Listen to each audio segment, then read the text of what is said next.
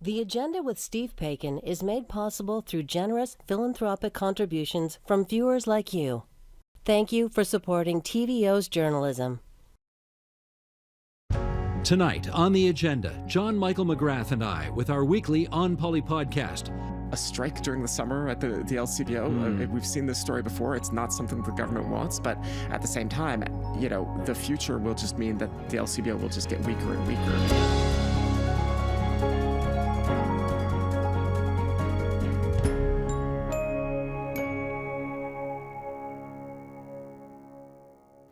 Hey, partner, good day. Hello, sir. I am wearing my Ticats jersey today, in part because it was home opener this past week, and I know you were watching it on TV, I'm sure. Absolutely. Yeah. Anyway, Ticats lost the home opener at Tim Hortons Field in Hamilton, which was very sad. Lost it on the very last play of the game, which was not good. And as well, I went to the Red Sox Blue Jay game a couple of nights ago. And as you can I was hear, there on Tuesday. You went Tuesday? Yeah. You went to a baseball game? I am a Jays fan. Wow. Okay. You know the Jays got swept by the Red Sox, eh? You were going to give me some business on that. I knew. Anyway, bottom line, 2 games this week. My throat's in pretty rough shape, so apologies for the scratchy throat. All right. Back in the day when this was an audio-only podcast, we occasionally did a thing called the Quote of Note. Yes. And we thought it was high time that we brought that back because this week the Premier went somewhere where Premiers of Ontario don't normally go. He went way, way, way up north to a place called Greenstone, Ontario, which is a couple of hours northeast of Thunder Bay. A couple of hours northeast of Thunder Bay. That's up there. Let's have a listen here to Ganoogaming Chief Sherry Taylor. Roll it, please, Sheldon. From the outset, I wanted to be clear that Ganoogaming First Nation is standing here under duress and that we have issued a media release to that effect. Our community is not starting at the same place in the starting line when it comes to Ontario's focus on investments in Greenstone. It is not missed on me that projects that benefit the government of Ontario are taking precedence over the resolution of our state of emergency, and that 7 decades of grievances that we've experienced have not been resolved.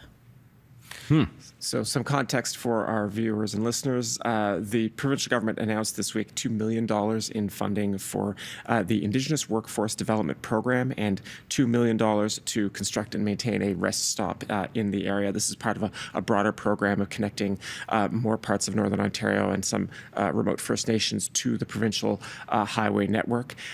Initially, I had thought that this might be an announcement about expanding or building the mining road to the Ring of Fire. You weren't the only one who was expecting that. That's a $1 billion project, at least $1 billion at this point. That was not the substance of the announcement this week. But Chief Taylor's words, I think, were something of a rebuke to the government. Premier Ford has said, he would drive the bulldozer himself to get that road to the Ring of Fire built. But, First Nations in Ontario, they have their own priorities, and we heard some of the priorities of the chief there.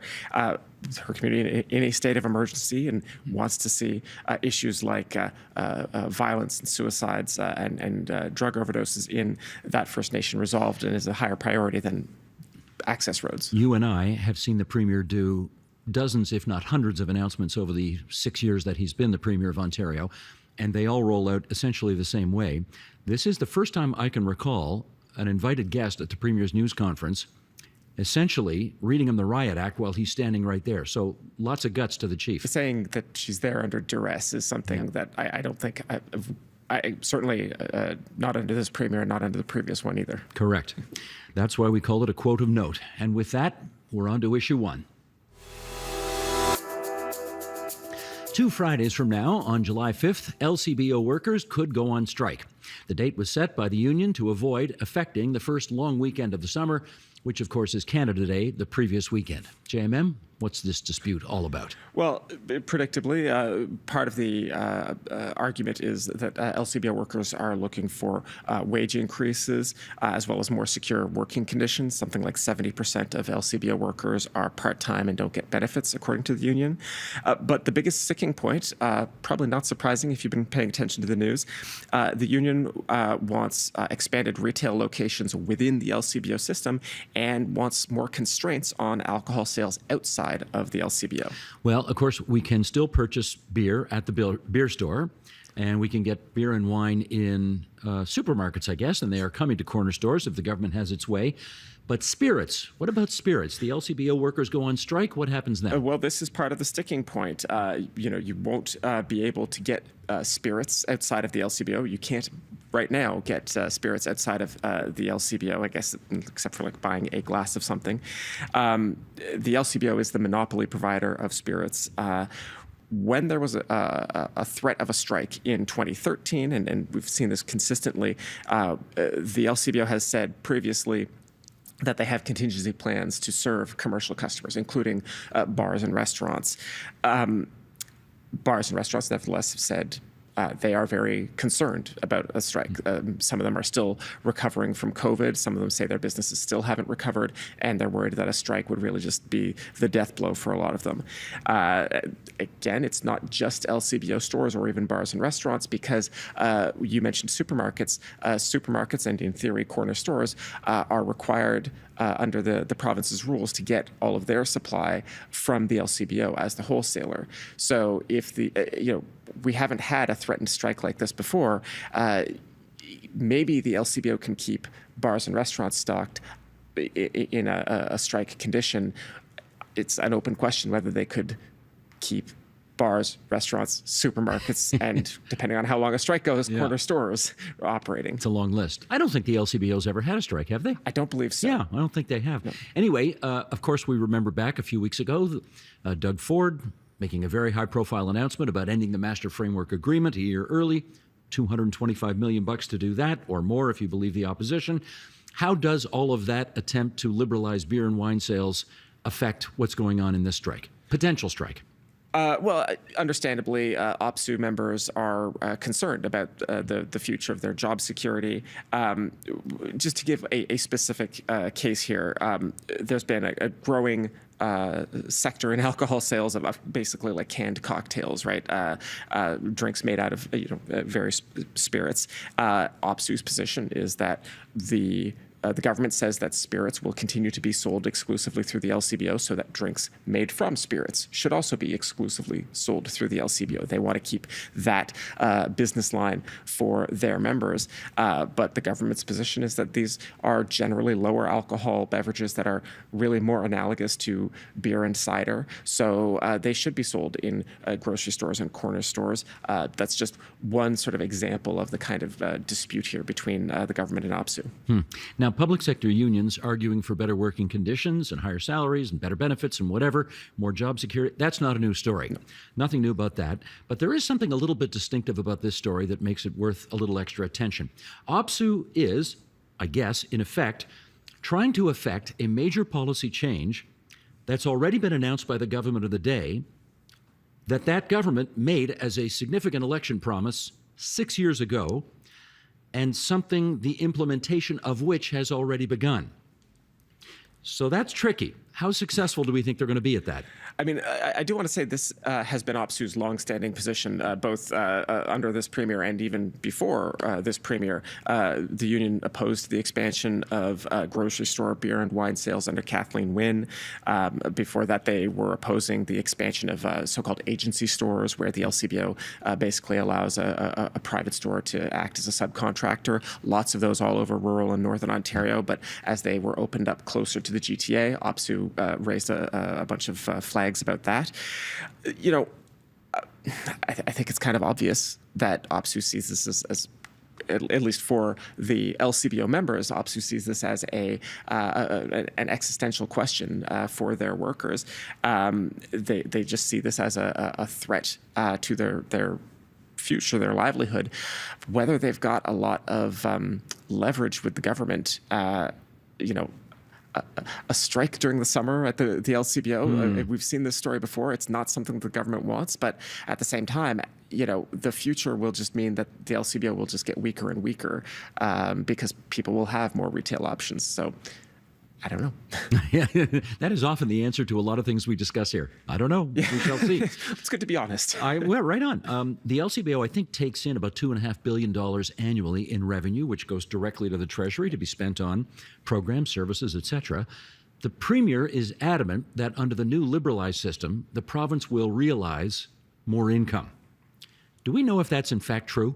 Well, if alcohol sales do expand, then sort of mechanically, the government will just collect more tax revenue. The federal government collects a lot of alcohol tax revenue, does not own the LCBO, right? Government doesn't need to own the LCBO to make money from alcohol sales. So there's that side of things. In addition, if you take the government's plan as stated, the LCBO operations will become more and more focused on the sale of spirits and higher, and the LCBO makes more money off of spirits. It's a higher margin product, if you want to put it that way. So in theory, you could see the LCBO become a more profitable enterprise with its existing footprint. In theory. Right. The catch here is that if the LCBO is making more money for the province in this system, it's probably because they are shedding locations and jobs. Well, that's the thing. Let's tell like it is here, because if fewer people are shopping for stuff at the LCBO won't need as many unionized employees or as many locations, theoretically.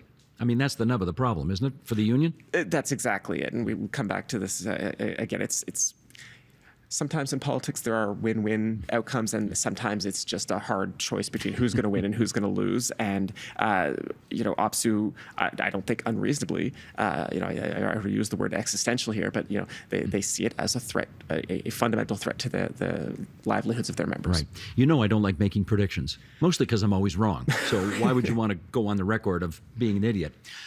But I am willing to make a prediction that as we count down to July the 5th, and if there is no agreement in place, we have seen this movie before, right? People start to panic, and they will go out, and there will be incredibly long lineups at the LCBO as people stock up in anticipation of whatever might happen after the 5th of July. So my prediction is, if you want to beat those lineups and you're adamant about getting your booze for the cottage, you better get out there now. Yeah, don't ask about my whereabouts for the 4th of July. And with that, we're on to issue 2.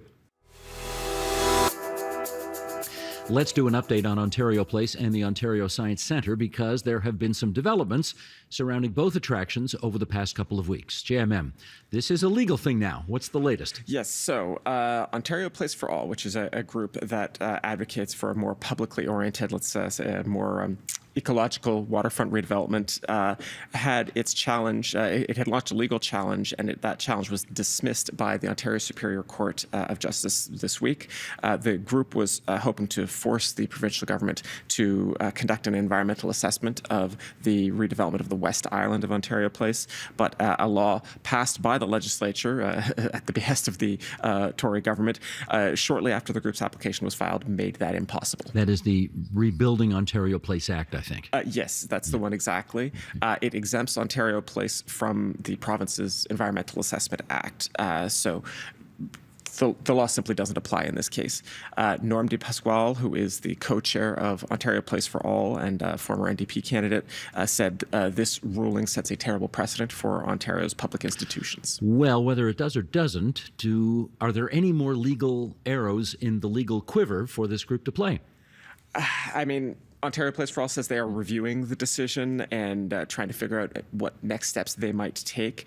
But this looks like a pretty steep hill for them to climb. The decision by the court said that there was, I think that they used the legal terminology. It is plain and obvious that this case cannot proceed. There's not really a constitutional limit on the legislature's power here. We're talking about land owned by the province of Ontario, and the question of whether it is subject to Ontario's Environmental Act is entirely a question of what laws Ontario passes, right? There had been some work by various advocates to try and rope the federal government in and either have the Prime Minister try to throw up roadblocks or involve federal jurisdictions somehow. That didn't really amount to anything. And these days, the federal government at least seems to be backing out of some of its environmental challenges of provincial policy. So at a guess, I mean, you were just saying we don't love to make predictions, but right.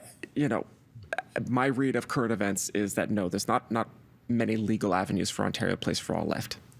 That's Ontario Place. Yes. Which was opened in May of 1971 by Premier Bill Davis. There, I've done my job. I got the Bill Davis reference in. Check, exactly. Let's move on. The Ontario Science Centre. Freedom of Information request by Canadian Press has revealed that the province of Ontario has spent nearly $1 million trying to come up with a business case for moving the Science Centre from its current location in Don Mills down to the waterfront where the Premier would like it. Several companies were given reasonably good-sized contracts to perform various tasks related to this. Any way you look at it, it's a relatively big chunk of change. That's a good-sized contract for a report that the Auditor General said was incomplete. So what do we do about that? Well, the opposition leaders have understandably had things to say. Official opposition leader Marit Stiles called the whole thing a sham. Liberal MPP for Don Valley East, Adil Shamji, said that the Ford government hired consulting firms just to confirm their own plans. And Green Party leader Mike Schreiner called the cost at this time unjustifiable. Okay, so the legal action is out of the way. It seems like there is nothing in the way, or let's say less in the way, to Terme, I think that's how they pronounce it, Terme getting that spa built on the waterfront, right? Well, there's that election that we keep talking about. Oh, yes, that little thing called an election. Yes. Yeah. If the province does, in fact, head into a spring election and the Ford government were to lose its current majority in the legislature, there would be a successor government that any of the three other parties in the legislature have very different priorities for Ontario Place. And I want to stress that that's also true of other government priorities like Highway 413, right? We have previously, when we've discussed it, said if you go 2 years out, Highway 413 might be far enough along that a future government might not cancel it. But that might not be the case if the election starts next spring. So there's potential for a few government priorities here to be interrupted if there's an election and the Ford government is not reelected. Elections have consequences. Absolutely. I think we do say that from time to time. And speaking of elections, let's move on to issue 3. As we discussed last week, there is now rampant speculation that Premier Doug Ford might call an early election next spring to take advantage of his high polling numbers. Now, you don't watch hockey, right? You don't watch. God, okay. You don't watch hockey, so you would not know this, but the PC party has its ads on all the time during the Stanley Cup playoffs. And now the opposition parties are swinging into action. What have they got up their sleeves?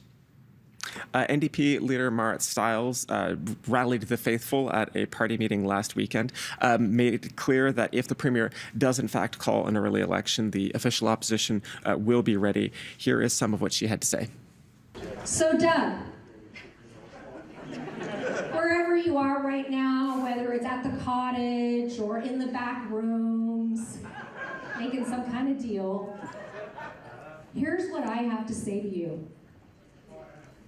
If you're going to call an election 2 years early, I'm ready. That was at, I guess they called a sort of special ad hoc, let's get together and show that we're good to go kind of meeting this last weekend. Yeah, the provincial council meeting. Provincial council, that was it, yeah.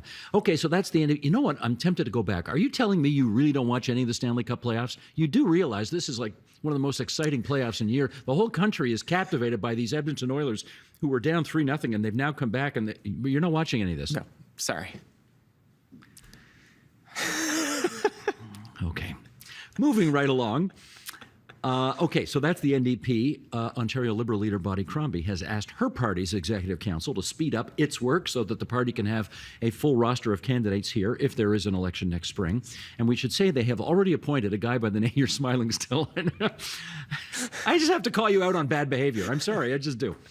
They've already appointed a guy named Tom Allison, who has long-standing roots in the party, run some very successful campaigns in the past, like Kathleen Wynne's leadership campaign back in 2013. You will well remember. Yes.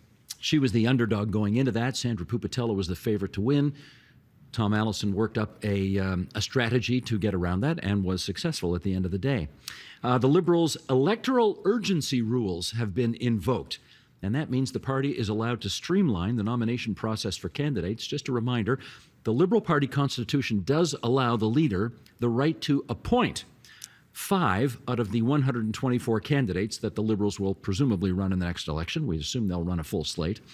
Thursday evening, last night, if you're watching us on television, the Liberals announced their first formally nominated candidate, and that will be, drum roll please, that's Ottawa South's John Fraser, who is the leader of the, I guess it's 9, right? The small unofficial party rump in the Ontario legislature. John Fraser, a member for Ottawa South, he will be nominated. One riding that everybody's going to be keeping an eye on election night, where things are already heating up, is in my hometown of Hamilton. Andrea Horvath's old riding of Hamilton Centre. Tell the people why. One-time New Democrat, now independent MPP, Sarah Jama, has said that she will run again in Hamilton Centre as an independent if there is a spring election. That said, she has also mentioned that her former party has not engaged with her in any sort of rapprochement or reconciliation. Then she is also not alone. In Algoma, Manitoulin, Michael Mantha said right before the House rose, he said in the legislature that he will also run as an independent. Mantha was expelled from the NDP caucus last year over allegations of workplace misconduct, but he has remained in his seat as the MPP there. The current legislature has a few sitting independents, and they are all going to have decisions to make about whether they run again. It's harder to win a seat as an independent, though not impossible. Bobby Ann Brady did it. Absolutely. Yeah. I just want to make a brief reminder for our audience. As of now, we are still talking about a spring election being held under the 2022 riding map. There is no word on whether that will change. The next federal election will have different riding boundaries. Ontario has not yet formally adopted any kind of revisions to its riding map. Some potential for mischief there if the government really wanted to. I mean, the Tories will have the most advanced notice if the government decides that it is going to change the riding map, but we will see. We like mischief. It makes our life interesting. I was just going to say, it's good for our business. And with that, it's on to your column, my column. Okay, it's time now for our regular feature, Your Column, My Column, in which JMM and I reminisce about the pieces we wrote for the TVO website, tvo.org, over the past week. What of your offerings would you like to discuss this evening, Rev? Well, we have mentioned Hamilton already in this episode. We have. Yes. Yeah.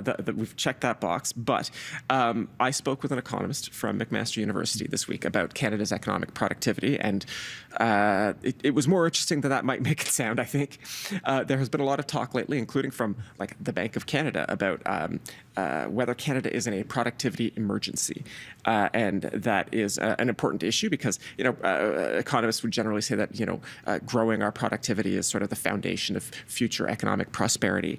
But this economist from McMaster that I spoke with this week looked at one of the more fundamental measures of productivity and found that Canada's story is not as bad as it looks if you take out the contributions of the oil sands. Basically, it's not that he's criticizing the oil sands as an industry, but this is just a weird sort of statistical quirk about how much it has taken to bring the oil sands into production versus how much we've actually gotten out of it. And once you take the oil sands out, actually, the productivity growth for Canada over the last 20 years or so is no different statistically than the United States. That's not to say there aren't real problems in our economy that need to be addressed, but I think there is good reason. This economist laid out a very compelling argument that we should question the idea of an economic emergency right now. That is a view not often heard in this country. Usually it's the opposite. Well, and that was partly why I wanted to write this thing, because I thought... Making mischief again. Yeah. There's that guy McGrath making mischief. Just a little bit. Yeah. A little bit of macroeconomic mischief. Steve, what about you? I wanted to shine a light on something that I have always firmly believed, having covered politics for, 2 or 3 years in this country and province, and that is by-elections are an absolutely ironclad, firm way of indicating what the people think about the government of the day. Or they mean nothing at all. The trick, of course, is to know which it is. And the reason, of course, we're talking about this is on Monday, there will be a by-election in the federal riding, this is a federal by-election, of Toronto-St. Paul's, which is where we are right now. This station is in Toronto St. Paul's. It has been a very safe and reliable seat for the Liberal Party of Canada since 1993. That's a very long time. But I don't.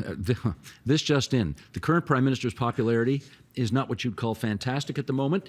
And if people wanted an easy way to kick the government and show, we want to stick it to them for this, that, or the other thing, defeating the Liberals in St. Paul's would be an easy way to do that. Yep. On the other hand, because it has been so loyally Liberal for a very long time, maybe it's a chance to send Pierre Poilievre a message saying, we don't like the way you practice politics either. So I don't know which way it's going to go, obviously. A bunch of polls out there suggest, I'm not even going to get into it because I think they're all conflicting at the moment, and who really knows.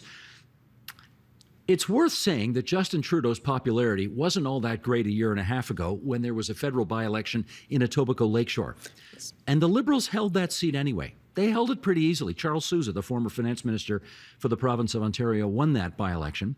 So, how's this one going to go on Monday? I don't know. Pundits will certainly have a field day if the Liberals lose this, because they will say, aha, if the Liberals can't hold Toronto St. Paul's, they are in the worst imaginable trouble, and the Prime Minister... No safe riding anywhere. Correct, and the Prime Minister ought to step down right away.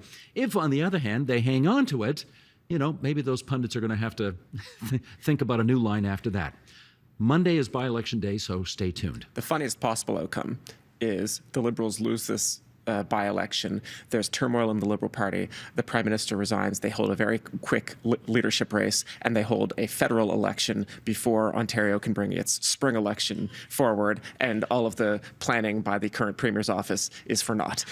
You are in a desperately mischievous mood today, aren't you? This is really something. You're hitting even new highs for you. I must have had too much caffeine before we started rolling. I think so.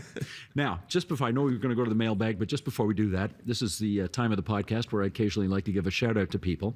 And I mentioned earlier, I was at the Jays game on Wednesday when the Red Sox swept the Blue Jays, incidentally. keep causing me pain. What is wrong with the Blue Jays this year? I'm like $220 million lineup, and they stink. I don't get it. Anyway, that's another issue. I really should be watching hockey. It would be more entertaining than You'd have the more Jays fun. games. You would. Anyway, there's a guy named Blaise Aline who walks up to me at the ball game, and he says, longtime onpoli podcast listener, really appreciated the program during COVID especially. He said we had lots of good and useful information to pass along during COVID. From my linen closet. That's right. I was in the attic. You were in the linen closet, yeah. Blaise is very old school. He still listens to the onpoli podcast as opposed to watching us on TV or on YouTube, but that's okay. As the kids say, Blaise, we appreciate you. So that's all good. Over to you, sir. All right, let us get to the mailbag. If you've got a burning question or insightful comment, please send it along to onpolitics@tvo.org. Our last episode of this season will be next Friday, June 28th, and that final show will be a mailbag episode where we're going to answer all of your burning onpoli questions. So please send us your questions once again to onpolitics@tvo.org. And this time, we have some incentive for you to weigh in. That's right. Anyone who submits a question between now and June 25th will be entered to win one of 3 copies of this book, Great Small Towns of Ontario by Richard Petty. Steve is also interviewing him on the agenda on Monday, June 24th, so make sure to watch that. Exactly. I got to say, I quite enjoyed this book. Richard focuses on what, in his view, are the best kind of small towns in Ontario, sort of 25,000 population at least. So 3 people will do the draw live on next week's program, and 3 people will get a free copy of the book as we draw the names based on, of course, the emails that we receive from you. So shall we get to the letters? All right, let's get to our first fire question. away. This is an email from listener Ron from Stittsville, who writes, Hi, Steve and JMM. My question and entry for the Ontario Travel Book is related to travel in Ontario. There is another podcast that believes in always read the plaque. I think he was referring to 99% Invisible, which is a great podcast. In traveling around Ontario, I frequently see signage pointing out landmarks, historic places, and plaques. What agency is responsible for these signs? Is there a list/map for them online? Plaques are inherently a product of their time and politics, so I am curious. A great podcast, and enjoy your summer. Ron from Stittsville. Ron, thank you for that. So let's say in 1956, a group called the Archaeological and Historic Sites Board of Ontario began placing all these plaques around Ontario that you see. And I think we all know them, when we're driving on the back roads of the province. There are these sort of blue plaques with gold embossed writing on them. They're very distinctive looking. That agency is now known as the Ontario Heritage Trust. We talked about them a couple of weeks ago with the Premier's Gravesite program, and it falls under the Ministry of Citizenship and Multiculturalism. They have erected nearly 1,300 signs around the province and 22 signs internationally as well. One imagines that's like birthplaces of prime ministers. Yeah, right on, kind of thing. right on. Yeah, you can search for plaques on heritagetrust.on.ca, and I think we've got a board here. This is an example of what you can find.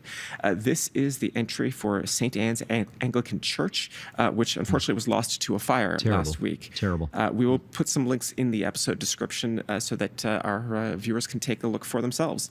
Any memorable plaques that you've seen in your life, Steve? Absolutely. Tons of them, actually, but I'm going to highlight just one right here. You may remember a man by the name of Robert Nixon, who was four times the leader of the Ontario Liberal Party. And I and a bunch of other onpoli nerds, usually a couple of times a year, drive down to Paris, Ontario, and go visit 95-year-old Mr. Nixon, who is still in great shape and doing really, really well. We've actually got, we've got a visit planned tomorrow. We've got a visit planned tomorrow, now that I think of it. We're going to drive down and see him. So I will report back to you next weekend, on next week's podcast, rather. Mr. Nixon is from a very political family. His father, Harry Nixon, was the Premier of Ontario in 1943. Mr. Nixon himself was the Treasurer, the Minister of Finance in David Peterson's government from 1985 to 1990. His father got elected in Brant riding in 1919 and held that seat all the way through to 1960. He died in office. He's the longest-serving MPP ever, Harry Nixon. Almost 43 years, I think. He died in office. Bob Nixon, his son, won the by-election to replace him. So between father and son at Queen's Park, they represented Brant riding and all the different names it had over the years from 1919 to 1991. Wow. 72 straight years, father and son. I'm not done, because Bob Nixon's daughter, Jane Stewart, represented the same area federally when Jean Chrétien was prime minister. So 3 generations. About a decade ago, the Ontario Heritage Trust put one of its blue signs on Highway 5, just west of Hamilton, on the roadside next to Mr. Nixon's home, where he lived and where his parents lived before him. And we've got a picture of it right here.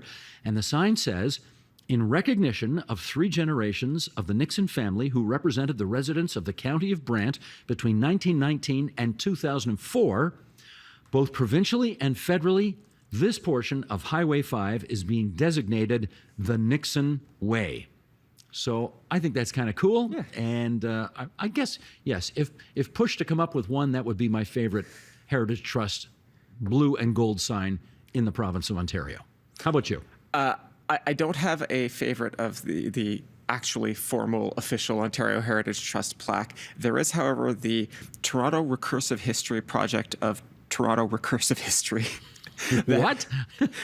Has put out a plaque that you can sometimes find in the wild in Toronto about how the joy of this particular plaque is that it marks the history of plaques.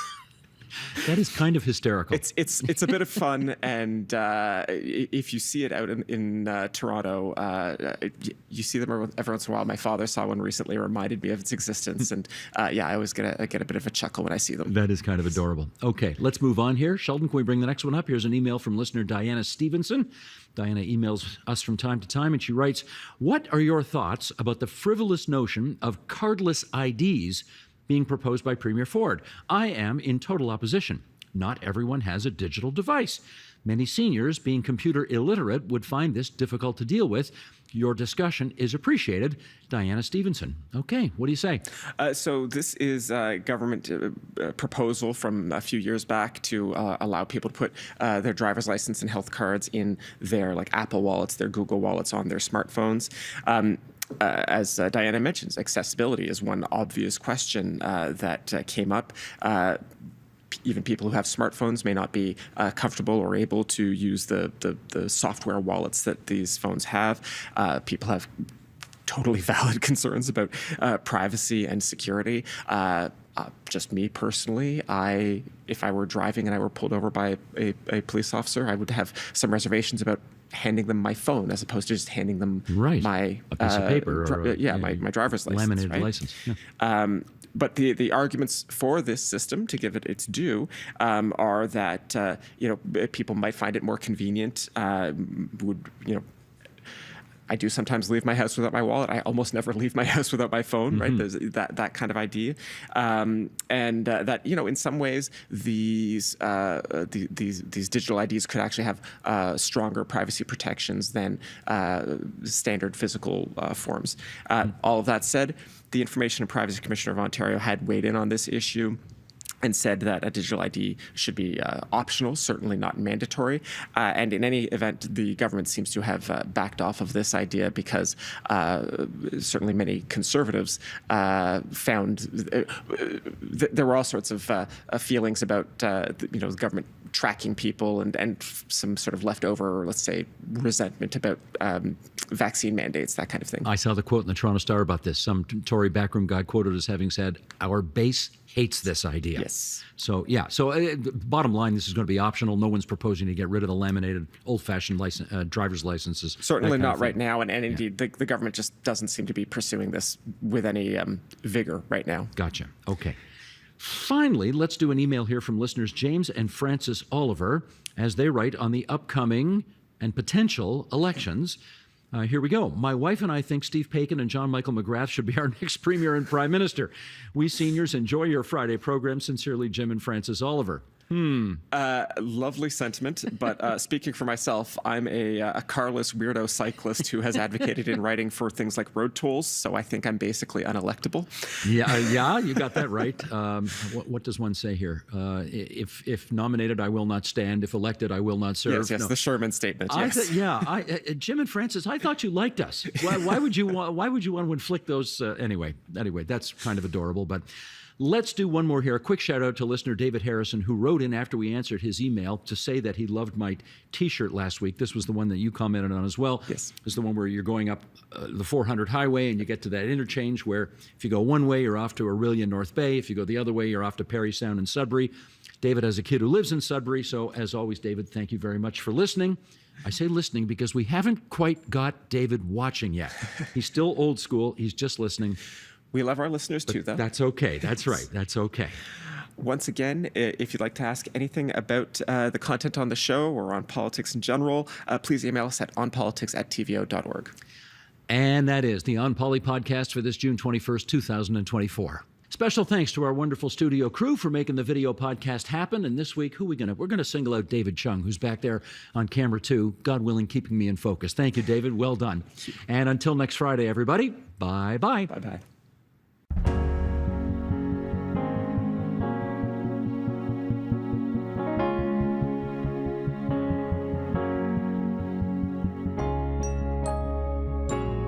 No one writes books about opposition leaders. You write books about prime ministers and presidents and that kind of thing. So why?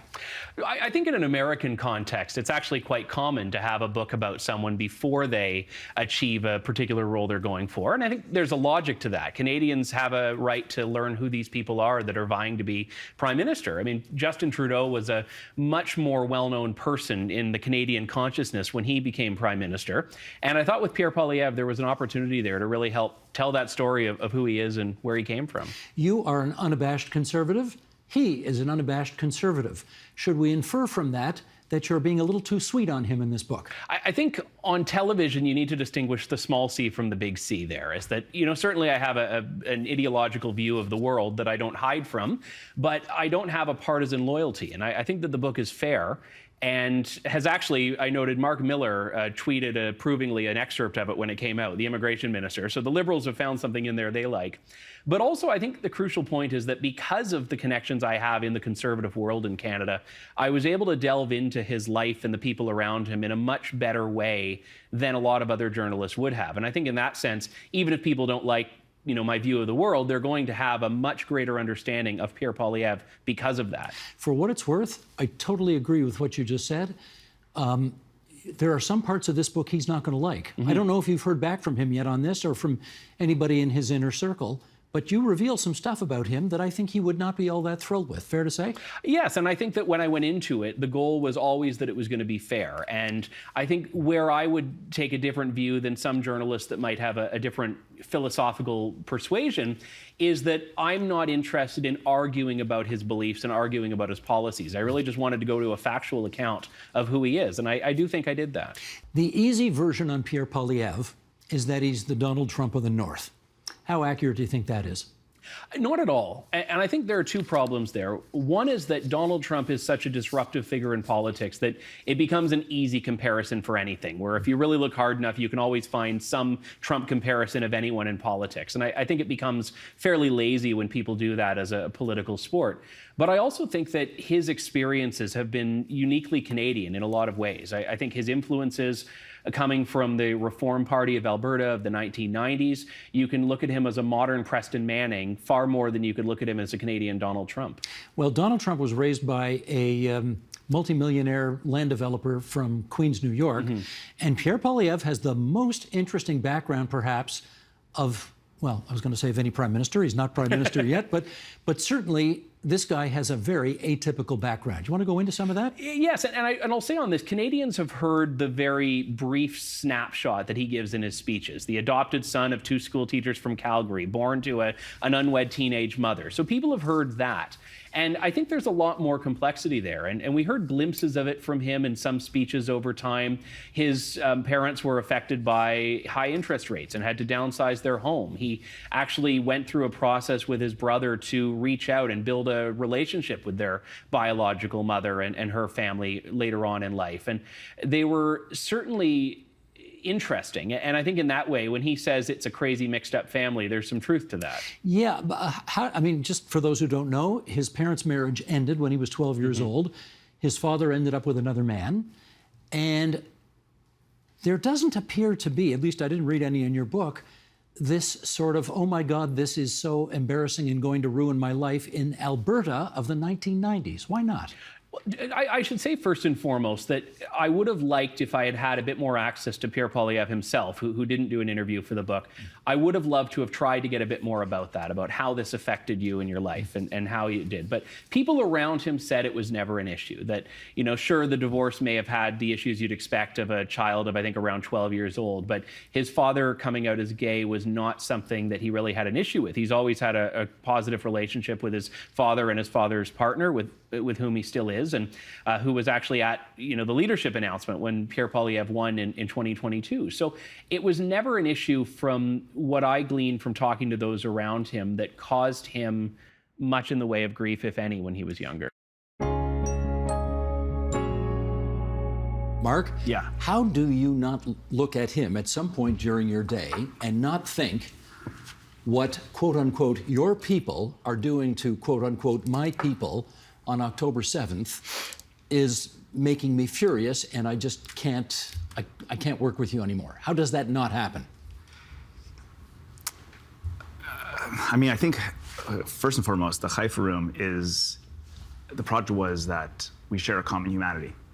And I think what's happening right now is both sides are extremely polarized, and we're losing that humanity. And no matter what, I look at Fatty and I see a human I love, I work with, I get along with, and no matter what in what happens in the world, we're still, you know, face to face, looking, hanging out, working on this project together.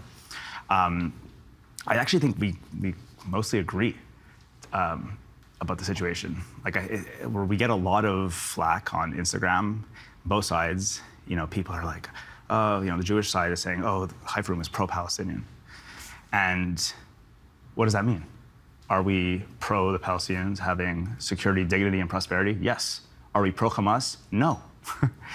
Okay, let me ask you the same, the obverse side of that question, which is, how do you not have, at some moment in your day, a moment where you're thinking to yourself, I can't work with this guy because what his, quote unquote, his people are doing to, quote unquote, my people in the Middle East is beyond the pale?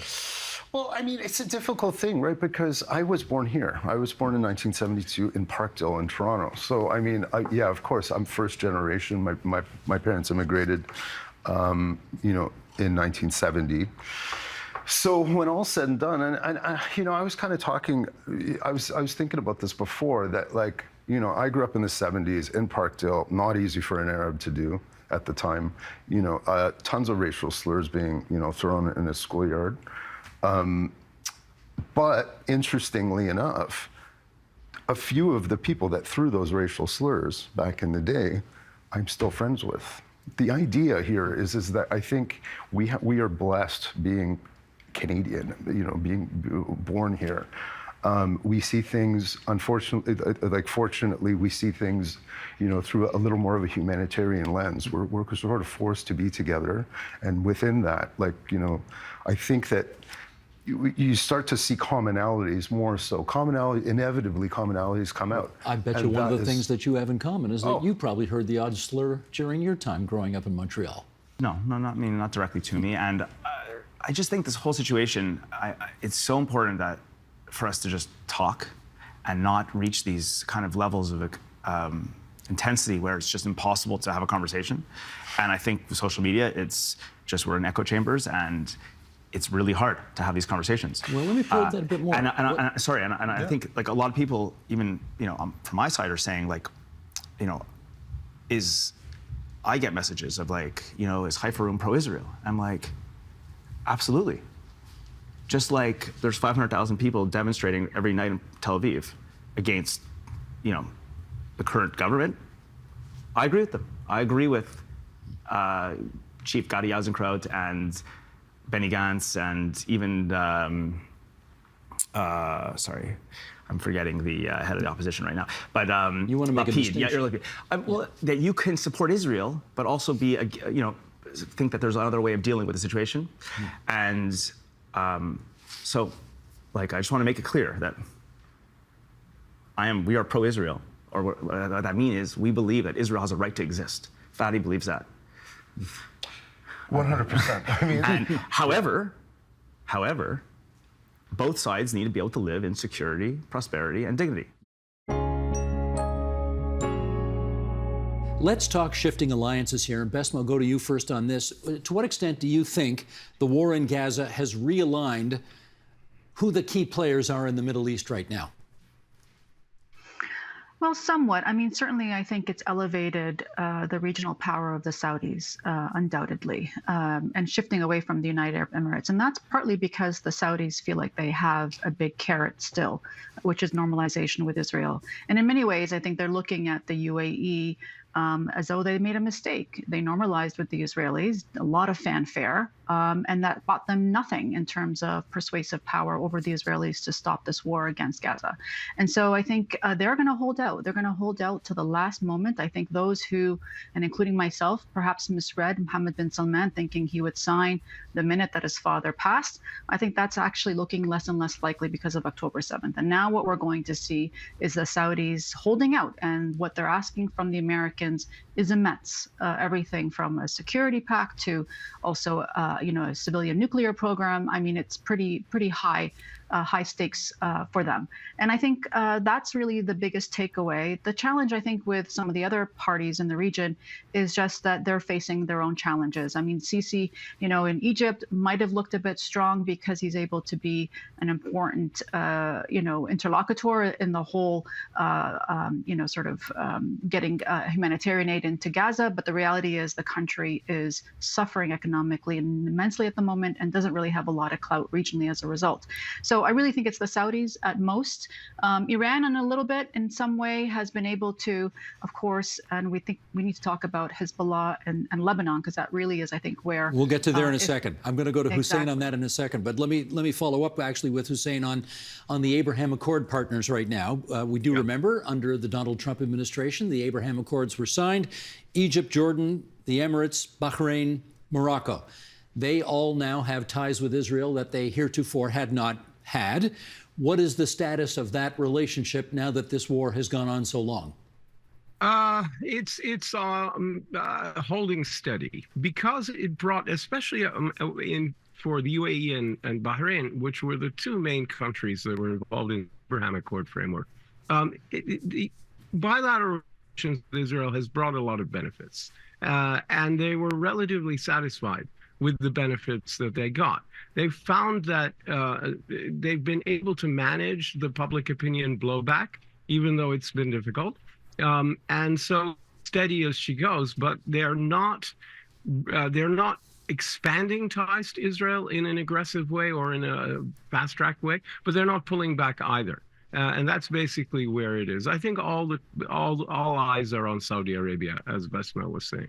Okay, now let me go to Janice on the issue Besma brought up, which is we certainly have been hearing the most about the war in Gaza. What we're hearing more about lately, but what has also been going on, is a second front in this war up in the north between Hezbollah operating out of Lebanon and the Israeli Defense Forces operating in the north of Israel. And there are hundreds of rockets coming out of Lebanon towards Israel in that time. If there's a ceasefire in Gaza, and I know you don't like the odds on that, but if there is, would you anticipate a ratcheting it up of that second front?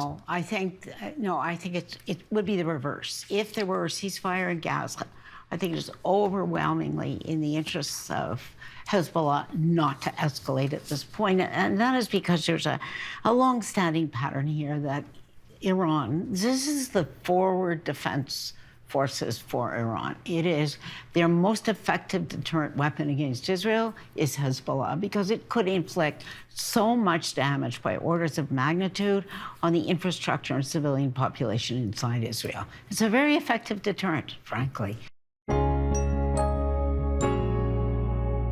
I want to ask Karen Pugliese about something that has happened in greater numbers since the TRC reported, and particularly in the last few years, and that is Ryerson University is no longer Ryerson University. Sir Johnny Macdonald Law School at Queen's University is no longer Sir Johnny Macdonald Law School. There have been increasing efforts to change the names of places that many in the Indigenous world find upsetting. And I wonder if there is a sort of consensus in the Indigenous world in Canada about the advisability of doing that. You know, it's interesting. There is a bit of a debate that goes on. And I actually, like, long before any of this, there's actually a statue that's not there anymore that was in Ottawa, and it was on Champlain, and there was a Native person kneeling in front of him. And the story goes that there was supposed to be a canoe, and that's why the Native person was kneeling, but they never got around to building the canoe because it would cost too much. Anyways, people considered that offensive even back in the day, and they moved the Indian and placed him in a place with all the sweetgrass and stuff, and Champlain got to stay there. And there was a local photographer, Jeff Thomas, who took this great picture of the Native in the new spot saying, why is the Indian the one that has to move? Now, that debate that was happening at the time is the same one I hear now. Is it important to keep these things around in some way and maybe put a plaque and put a reinterpretation on them to show that people used to think this way? You know, like statues of Native people are often of fantasy Native people. They're not of actual, like there's no statue of Karen. There probably will never be, but you know what I mean? Like there's no statue of our national chiefs or anybody who is like real. Very few of them. Maybe Louis Riel is one of the few. Whereas for non-Native people, they're actually of people. Anyways, pulling these down, to what extent, it's not that it erases history, but it's interesting on the landscape to be able to go and look at something and say, well, here's Sir John A. Macdonald, but here's the way we understand the history now, looking at it from our point of view and looking back. And that's one side of it. And the other side of it is tear them down and put some statues of us up. And where do you fall on that? I think it's, I have mixed feelings about it. Like, I mean, I'm not really an activist. I'm more of a journalist, so I might more like to engage with the conversation. I see the value in both of them, to tell you the truth. But I do think it says something about, I think not doing anything is the problem. Because when you hold people up who are very harmful and you don't say anything about it, it's just sort of like, what do you value in society? And how can you talk about things? Deborah Parker, let me get your view on that, because I think this issue has been back in the news lately. That very famous statue of Abraham Lincoln with an Indigenous person kneeling by him. There's a great debate now about whether that statue can stay or whether it has to go or be contextualized with a plaque. Obviously, the stars and bars have come down in some state capitals and places in the United States, although certainly there's lots of support still for the old Confederate flag. What's your view on how all that should be handled? Well, I'm definitely an activist at heart. So if it doesn't bring joy and happiness, tear it down. Why keep something that doesn't ignite love and compassion and embrace people who are here today to bring about positive change in this world?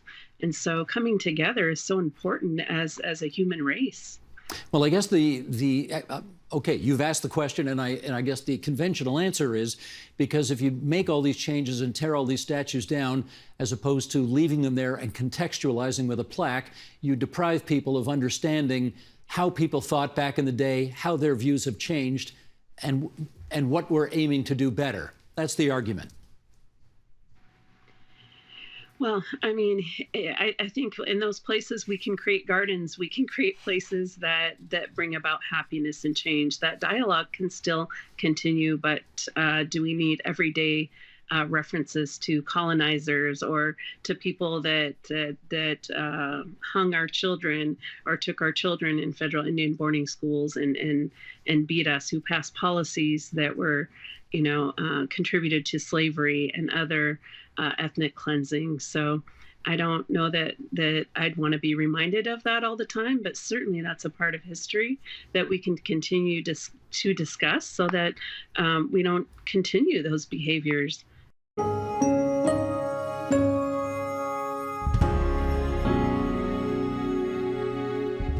Next week on the agenda. My wife and I decided there's more we can do in the community, so we opened the bookstore. And then I said, geez, we're doing some good stuff, but what are the other great small towns of Ontario doing? What can I learn from them? That's next week on the agenda. The Thread with Nam Kiwanuka is back for a new season. Connect anytime on Instagram and watch full episodes on YouTube or tvo.org/The Thread. And catch new episodes airing weekly on TVO this spring.